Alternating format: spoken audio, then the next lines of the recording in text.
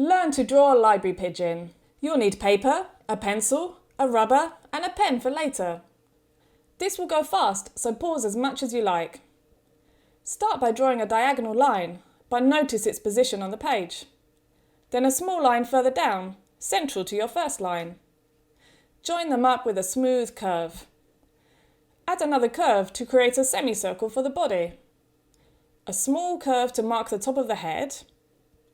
A curve to join it to your body near the corner.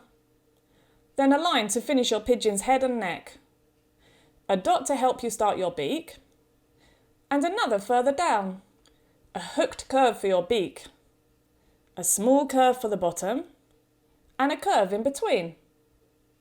An eye. An eyebrow. Then a dot to help with your tail. A curve from your body to your dot. A feathery end for your tail. And a curve to finish it off.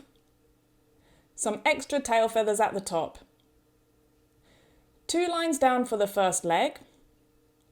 And 2 more lines down, getting slightly longer. A curve for your left foot. A curve for your right foot. The bottom of the foot. And 3 square-looking toes.